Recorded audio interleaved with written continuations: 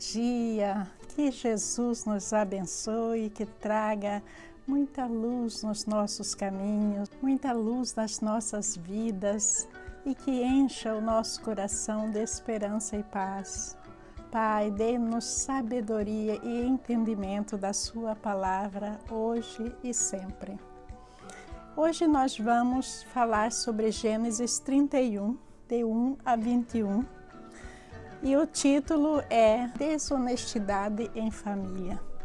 Será que isso existe? Sim. Todas as famílias existem pessoas desonestas.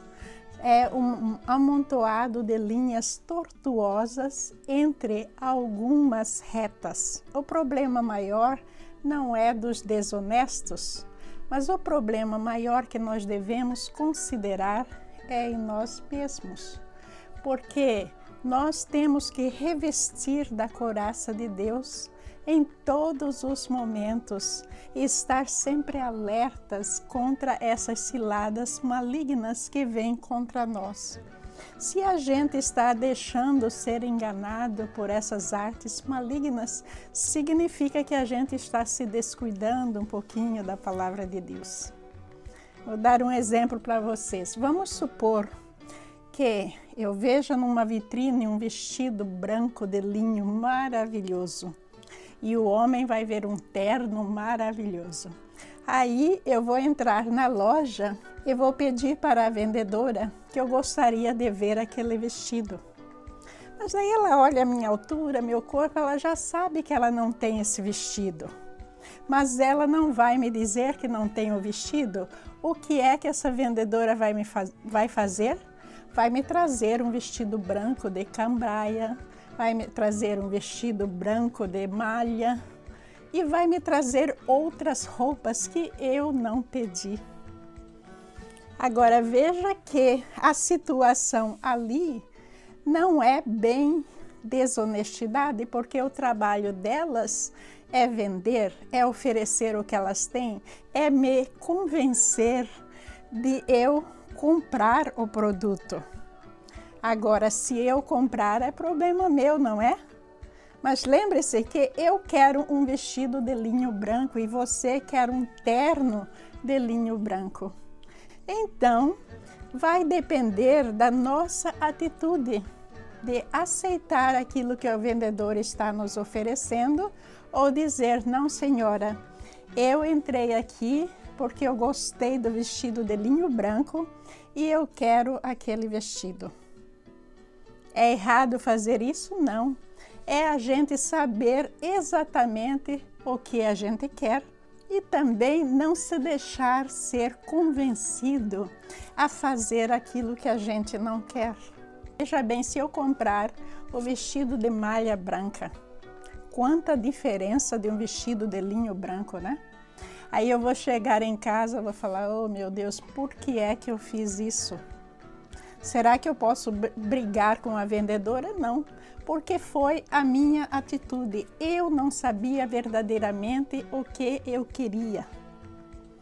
E veja que um parente desonesto, ele sempre vem em nossa direção com atitudes desonestas, para tirar vantagem, muitas vezes porque a gente ama cegamente o parente, a gente cai naquela situação e a gente acaba sendo enganado. Mas essa situação aí do vendedor envolve a gente saber dizer sim e não. A gente saber exatamente aquilo que a gente quer e não mudar de ideia. A gente analisar as coisas mais a fundo antes da gente se comprometer. Tudo isso faz parte da gente lidar com os nossos familiares, honestos ou desonestos. No caso de Labão, nós vamos ver aí que ele lidou por mais de 20 anos com um tio muito desonesto. Vamos primeiro à palavra de Deus. Leitura de Gênesis capítulo 31, versículos de 1 a 21. Jacó, porém, ouviu falar que os filhos de Labão estavam dizendo, Jacó tomou tudo que o nosso pai tinha e juntou toda a sua riqueza à custa do nosso pai.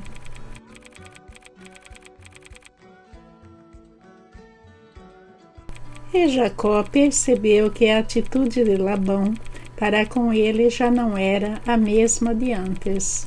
E o Senhor disse a Jacó: Volte para a terra de seus pais e de seus parentes, e eu estarei com você.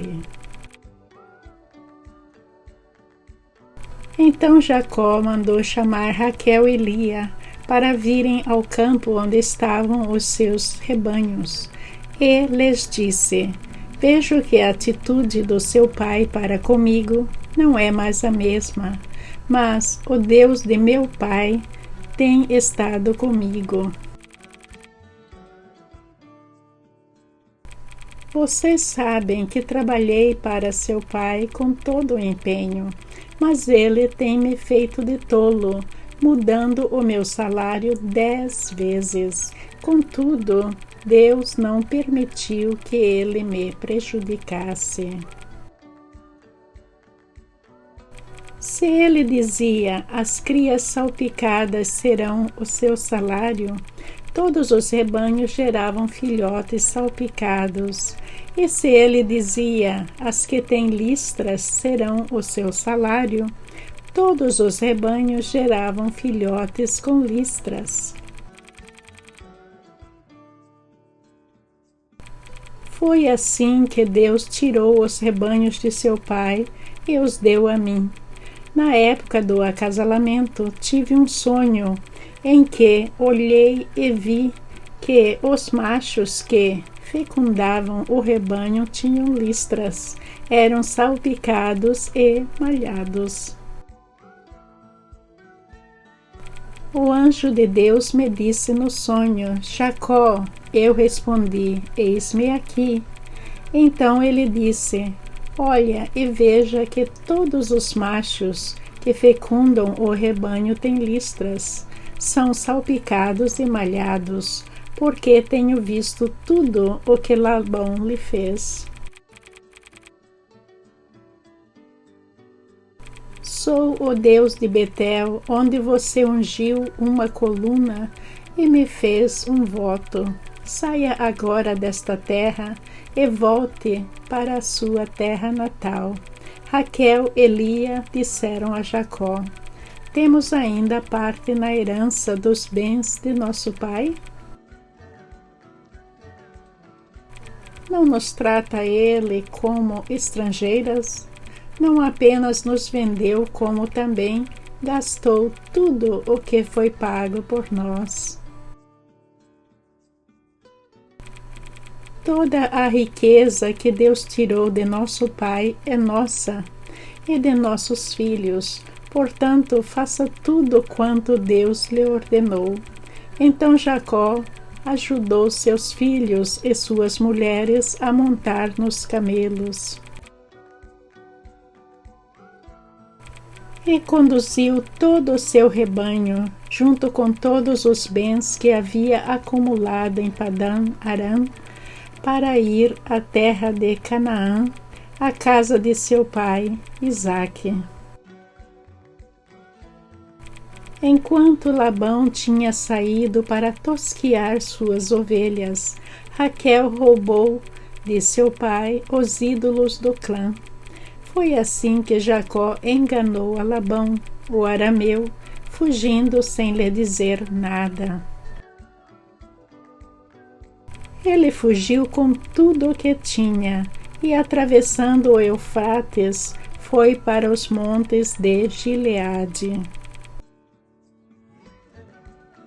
Antes de começar a nossa explicação, se você quiser receber mais vídeos como este, por favor, inscreva-se no nosso canal aí no cantinho do lado direito.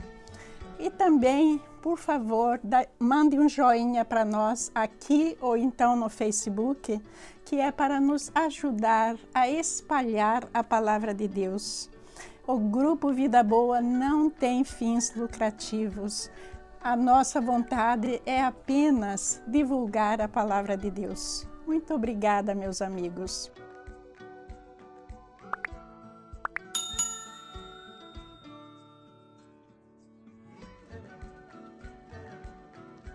Aí voltando na história sobre Labão, que é o tio de Jacó. Jacó, fugindo do seu irmão que o queria matar, veio ali onde estava o tio dele, Labão, procurando uma esposa e iria ficar naquela área por uns tempos. E daí ele fez um acordo com o seu tio de trabalhar 7 anos para se casar com a filha dele, chamada Raquel. Aí, quando chegou no final dos 7 anos, esse tio, ao invés de dar Raquel para ele se casar, deu a filha mais velha, Lia. E não teve como, ele teve que fazer um outro acordo e trabalhar mais 7 anos por Raquel. E nessa história ele ficou com as 2 mulheres. Veja que trabalhar 14 anos para um tio, apenas a troca de casa e comida, e morar com as filhas dele. Aí aconteceu que os 14 anos de trabalho passaram, e daí Jacó fez um acordo de novo com o tio. E nesse acordo, certos animais ficariam para Jacó e os outros para Labão. Mas aí, quando Labão descobriu que ele estava perdendo no negócio e Jacó começou a se enriquecer, os filhos de Labão começaram a ter ciúme, a se preocupar com a herança. Por quê? Porque Jacó estava se enriquecendo. E também nós vamos ver que o tio mudou de atitude com o sobrinho. Nessa situação, Labão não estava apenas explorando Jacó, mas ele estava explorando as 2 filhas. A mulher naquela época era usada como um meio de negócios para a família se enriquecer, para ajudar a família. Então a mulher estava numa posição de servidão. Tanto Lia como Raquel passaram a ver a atitude do pai, que o pai enriqueceu muito com esses 14 anos que Jacó trabalhou para ele. E no final, Labão tinha gastado tudo que ele tinha recebido através do trabalho de Jacó, porque a certo ponto, quando Jacó terminou os 14 anos de trabalho, Labão estava muito rico. E depois do acordo, Deus começou a abençoar mais Jacó. Por quê? Porque Jacó até o momento estava obedecendo a ele. E Labão, agindo com desonestidade, ele foi recebendo o castigo de Deus automaticamente. Vamos ver que aí aconteceu o inverso, que Labão começou a se empobrecer e Jacó começou a enriquecer. Mas esse fato trouxe uma desavença muito grande entre eles, porque os filhos de Labão não queriam ficar pobres. Eles estavam muito preocupados com a herança e passaram a ressentir Jacó. E Labão, a mesma coisa. Quando Jacó terminou o trabalho dos 14 anos, ele poderia ter imediatamente voltado para a sua terra natal, mas ele não voltou. Porque, de acordo com a vontade de Deus, eu acho que Deus queria lidar com a desonestidade de Labão. E daí agora nós vemos que ele iria regressar para a sua terra natal com a permissão de Deus. Labão era tão desonesto que, quando ele viu que ele estava perdendo nessa situação, ele mudou o salário de Jacó 10 vezes, está dizendo aí nas Escrituras. Mas Deus estava do lado de Jacó desta vez. E tudo que ele fazia, Deus estava trabalhando com Jacó para que Labão não se enriquecesse. Então não teve como, e essa rivalidade foi crescendo cada vez mais entre Labão, sua família e Jacó. E daí Jacó resolveu fugir para a sua terra natal. Mas antes disso, Deus conversou novamente com Jacó. e ele se apresentou como sendo o Deus de Betel. Não sei se vocês se lembram, mas Betel é aquele lugar em que Jacó parou para descansar, pôs a sua cabeça numa grande pedra para dormir, e daí sonhou com Deus, e havia uma escada ligando o céu e a terra, e os anjos indo para baixo e para cima, Deus lá em cima. Se lembram disso? Pois é, quando Jacó acordou, ele fez dessa pedra que servia de travesseiro para ele um monumento e chamou aquele lugar de Betel. Então, Deus estava se apresentando dessa maneira para Jacó ter certeza de que era o mesmo Deus que falou com ele naquele lugar. Veja que interessante. Por que isso? Porque naquela época eles ainda não tinham o conhecimento da palavra de Deus que nós temos hoje em dia. Então, Deus fazia as coisas de uma maneira em que ele teria certeza que era o mesmo Deus que estava falando. Na manhã seguinte, Jacó se levantou bem cedo, pegou a pedra na qual havia descansado a cabeça, colocou-a em pé como coluna memorial e derramou azeite de oliva sobre ela. Chamou o lugar de Betel, embora anteriormente se chamasse Luz. Gênesis 28, versículos 18 e 19. Lia e Raquel entenderam a desonestidade do pai. Então um dia Labão saiu para tosquear as ovelhas e era o momento oportuno deles fugirem. Então aí houve uma parte em que Raquel roubou os ídolos de Labão. E essa parte não está bem clara o porquê dela ter feito isso. Alguns estudiosos acreditam que é porque ela cresceu adorando esses ídolos. Outros estudiosos acreditam que é porque esses ídolos representavam a família dela. E se um dia Labão morresse, ela apresentando os ídolos, ela seria herdeira legítima de Labão. E uma possibilidade também é que Raquel ainda adorava ídolos. Mas nós vemos que Raquel já tinha manifestado acreditar no Deus de Jacó. Isso provavelmente não é o caso. E daí eles fugiram, mas por que é que Jacó teve que fugir e não saiu pela porta da frente?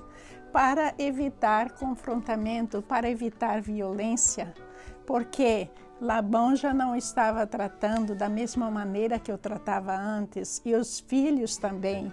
Então, para evitar tudo isso, eles resolveram achar o momento oportuno e fugir. Voltando aí na situação da desonestidade na família, vocês veem que não é de hoje. Essa é uma história muito antiga e já existia isso. Hoje em dia também, eu acho que em todas as famílias existem histórias para contar de desonestidade. Mas eu olho a desonestidade, como eu já disse para vocês, na posição de alguém que olha uma vitrine e entra na loja para comprar um vestido de linho. E daí você tem que sair daquela loja com o seu vestido de linho ou com o seu terno de linho. Porque se você sair dessa loja com outro tipo de material, com uma outra coisa, você está perdendo em todos os sentidos. Então a gente tem que vigiar no nosso amor. A gente tem que dar amor para todos, incondicionalmente. Na nossa família, muito mais. Eu acho que Deus põe a gente na família por um motivo, para a gente aprender juntos, para a gente eliminar essas linhas tortuosas e manter as linhas retas, um ajudando o outro. Mas não é fácil, não é fácil. Para ninguém. A maior sabedoria que Deus nos ensina aí é a gente dar o amor sem esperar receber de volta. Mas nesse ato de dar o amor, a gente tem que saber qual é a proporção desse amor que a gente deve dar. O maligno só quer roubar, matar e destruir. Nós não podemos nos sintonizar com ele e dando a ele o que ele quer, não é? Nós vamos responder com orações e manter a nossa posição. Não. O que eu quero é o meu vestido de linho branco. A palavra de Deus, mantenha na palavra de Deus, consulte, peça a orientação do Pai em qualquer decisão. É isso que quero dizer, um exemplo meio truncado, mas eu acho que vocês entenderam. A orientação do Pai, e se a coisa não está muito bem no seu coração, não faça. E outra coisa, fale a verdade. A gente vai perder a amizade do parente, a gente vai ter pessoas que vai virar a cara para nós, vai se distanciar, mas todo cristão tem que falar a verdade. Não mentir para agradar o outro, porque é através da verdade que as linhas tortas um dia vão se tornar estreitas, não é? Então, nós temos que sempre falar a verdade para as pessoas que estão erradas, mas falando a verdade dentro da palavra de Deus com amor, com carinho, com vontade de ajudar a pessoa espiritualmente e não derrubar. Um bom dia para todos vocês, muita paz, muito obrigada por tudo. Amém.